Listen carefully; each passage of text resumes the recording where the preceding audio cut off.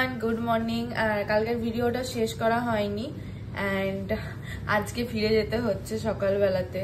R welcome back to my channel from Port Blair.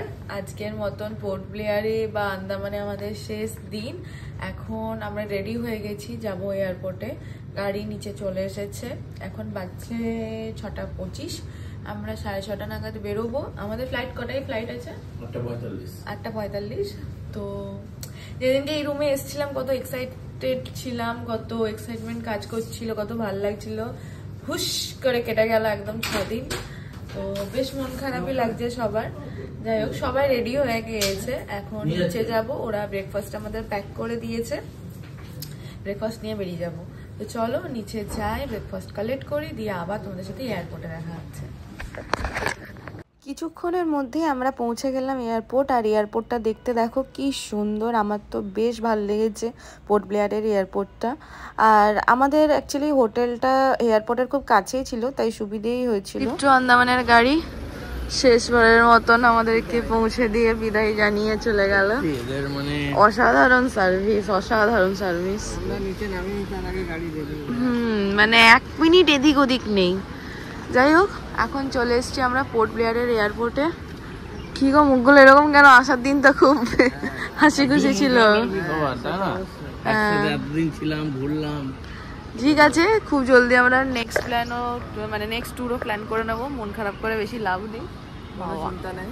বাবার মুখটা শুধু দেখাচ্ছে। চলো হ্যাঁ বাইরে যাই, বা সরি ভেতরে যাই।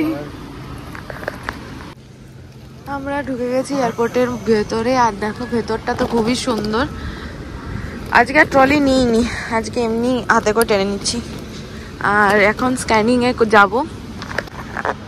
আর ভালো, মানে এয়ারপোর্টটা এত সুন্দর। আগের দিনও আসার দিনও আমি বললাম, এখনও বলছি খুবই সুন্দর এয়ারপোর্টটা, খুবই নিট অ্যান্ড ক্লিন। আর ইন্টেরিয়ারটা তো আমার ভীষণ পছন্দের। যাই হোক, এখন চলো ব্যাগ চেকিংগুলো করে নিই, কারণ এখন বাজছে 6:45। 7:30 মধ্যে সবকিছুই কমপ্লিট করে নিতে হবে। এই দিক দিয়ে যাও চলো। তারপরে বেশি আর দেরি করলাম না, চলে গেলাম এয়ারপোর্টের সিকিউরিটি চেকিংয়ে, কারণ এটা অনেকটা বড় প্রসিডিওর যেহেতু। একটা জিনিসই বাকি ছিল, এয়ারপোর্টে শোয়া। ট্রেন স্টেশন সব জায়গায় হয়ে গেছে, ওই এয়ারপোর্টে শোয়াটাই বাকি ছিল। হয়েছে, ওঠো ওঠো, এয়ারপোর্টে শুয়ে পড়েছো। তুমি থাকো, আমরা চললাম কলকাতা, ঘুরে নেবে আর একটা রাউন্ড। টাটা। জাহাজ তো আমাদের বোর্ডিংয়ের টাইম হয়ে গেছে, এবার বোর্ডিংয়ের জন্য যাব। এখন বাজছে 8:10। অ্যানাউন্সমেন্ট জাস্ট করলো। আর এত বেশি ঘুম পাচ্ছে, আমি তো দেখলে এইখানে শুয়ে একটু চোখটা লেগে গেছিলো। মা তো বসে বসে, এই দেখো মা, ওই দেখো চোখ খুলে দিয়েছে এখন। হ্যাঁ, মাও বলছে আমার ঘুম পাচ্ছে। মায়ের মুখটা দেখা করে ঘুমে মনে হচ্ছে পড়ে যাচ্ছে। আজকে কিন্তু বাবা ঘুমায়নি বলছি, বাবা আজকে ঘুমায়নি, মা আজকে ঘুমে পড়ে যাচ্ছে গো। তোমার কি অবস্থা? তোমার পাগলা দাসু লাগছে তোমাকে। যেহেতু আমরা মোটামুটি ঠিকঠাক টাইমেই এসেছিলাম, তাই সিকিউরিটি চেকিংয়ের পর খুব একটা বেশি বসতে হয়নি। ওই আধা ঘন্টার মতন একটু ওয়েট করেছিলাম, তারপরে টাইম হয়ে গেছিলো, আমাদের ফ্লাইট দিয়ে দিয়েছিল। আর এইবার আমরা এই যে টানেলটার মধ্যে দিয়ে যাব। এর আগে যতবারই ফ্লাইটে উঠেছি সব মানে হেঁটে হেঁটেই উঠেছি আর কি, সিঁড়ি দিয়ে উঠেছি। কিন্তু এবারে দেখলাম এয়ারপোর্টের সাথে কানেক্টিং টানেলটা আছে, এটা বেশ ভালো লাগে উঠতে। আমি ভিডিওতে দেখেছিলাম, আমি ফার্স্ট টাইম এই টানেলটা দিয়ে উঠলাম। তো যাই হোক, তবে এই টানেলটা দিয়ে উঠলে একটাই মাইনাস পয়েন্ট, যেটা হচ্ছে প্লেনের সামনে কোনো ছবি টবি তোলা যাবে, তো সেই জন্য একটা মাইনাস পয়েন্ট। বাট আসার দিনে আমরা অনেক বেশি ছবি তুলে নিয়েছি, তাই জন্য কোনো আফসোস করে কোনো লাভ নেই। তো যাই হোক, সবার মুখগুলো দেখেই বুঝতে পারছো, এক তো আমরা প্রচণ্ড বেশি টায়ার্ড ছিলাম, কারণ এই কদিন এত বেশি মানে হেকটিক শিডিউল ছিল। আর এত টাইম টু টাইম না, মানে সব কিছু এটার পর ওটা, ওটার পর সেটা, এরকমভাবে এত কিছু হয়েছে না, মানে আমরা ঠিকঠাক প্রপার রেস্টও করতে পারিনি। অ্যাকচুয়ালি ঘুরতে গেলে সেইভাবে রেস্ট করা যায়ও না, যদি তুমি প্রপার ঘোরো জিনিসটাকে, তো আমরা ওটাকেই প্রায়োরিটি দিই। আমরা ঘুরতে গেলে রেস্ট কম, ঘুরি বেশি, তো সেই জন্য সবার মুখগুলো একটু টায়ার্ডও আছি। তারপরে যেহেতু বাড়ি যাচ্ছি সেটার জন্য এমনি আরও বেশি লো এনার্জি হয়ে গেছে, কারণ যত কোথাও ঘুরতে গেলে, কোথাও নতুন জায়গা কোনো এক্সপ্লোর করতে গেলে এনার্জি অনেক সময় হাই থাকে। বাট যেহেতু আমরা জানছি যে এরপরে ট্রিপ শেষ, আবার সেই বাড়ি ফেরার পালা, আবার নর্মাল ডেজ, সেই জন্য সবারই একটু মুখগুলোর মধ্যে একটা ক্লান্তির ছাপ বেশি করে ফুটে উঠছে। ইন্ডিগোটা একটা, ওটাতে সব ব্যাগগুলো যাবে।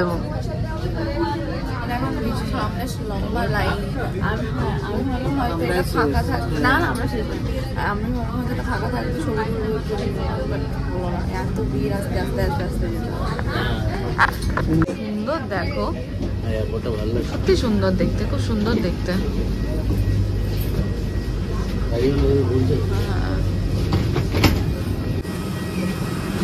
লম্বা না ইয়ে লম্বা। বাস চোখের নিমেষে আমরা পৌঁছে গেলাম হাওড়া, মানে কলকাতা এয়ারপোর্টে ঢুকছি। এখন বাজে 10:30, টোটাল 1.5 ঘন্টার মতন টাইম লেগেছিল। তো এখানে দেখছো সবাই ঘুমোচ্ছে, আমিও একটু ঘুমিয়ে পড়েছিলাম, মানে বুঝতেই পারিনি 1.5 ঘন্টার রাস্তাটা। তারপরে আমরা ল্যান্ড করলাম, দেন এখান থেকে চলে আসলাম আমরা হাওড়া। হাওড়াতে আমাদের ট্রেন ছিল বন্দে ভারত। বন্দে ভারত আমি আর সৌমেন চেপেছি আগে, বাট মা বাবার ফার্স্ট টাইম, তো ওদের আরও একটু খুশি হয়ে গেছে নতুন কিছু জিনিস পেয়ে। আর আমরা মাঝখানে নেমে লাঞ্চ করেছিলাম, সেগুলোর আর ক্লিপ নেওয়া হয়নি অ্যাকচুয়ালি, এত গরম করছিল আর এত ভিড়ের মধ্যে আর নেওয়া হয়নি। তো এখান থেকে আমাদের বন্দে ভারতে কমপ্লিমেন্টারি স্ন্যাক্স ছিল। স্ন্যাক্সে ছিল একটা ফ্রুটি, তার সাথে একটা ওই পাটালির মতন, আর এটা ছিল মশলা টি, আর সাথে ছিল একটা ওই তো কচুরি ছিল, আর একটা ওই কুরকুরে টাইপের কিছু একটার প্যাকেট ছিল, তার সাথে সস ছিল, আর ওয়াইপস ছিল, হ্যান্ড স্যানিটাইজার ছিল, এগুলোই ছিল, বাস এইটুকুই। তো চলো তোমাদের সাথে আবার পরের কোনো ব্লগে নতুন কোনো জায়গার শেয়ার করব। এখনকার মতন এখানেই ব্লগটা শেষ, আর এখানেই আমাদের জার্নিও শেষ। টাটা, বাই বাই, ভালো থেকো। আর যদি ভিডিওগুলো ভালো থাকে তো অবশ্যই ভিডিওগুলো দেখে কমেন্টস করো, লাইক করো, চ্যানেলটাকে সাবস্ক্রাইব করে দিও, আর অবশ্যই কিন্তু জানিও তোমাদের এই ভিডিওগুলো দেখতে কীরকম লাগছে। তো টাটা, বাই। বন্দে ভারত হয়ে গেল, এখন তাহলে এবার ঘরে বসে থাকতে হবে, আর ঘুরতে যা চলবে না নাকি? আর ট্রেনটা কিরকম লাগছে বলো? সাধারণ, এটা অনেক দিনের শখ ছিল বন্দে ভারতে যাবো, অনেক দিনের শখ ছিল বন্দে ভারতে যাবো, হয়ে গেছে। তোমরা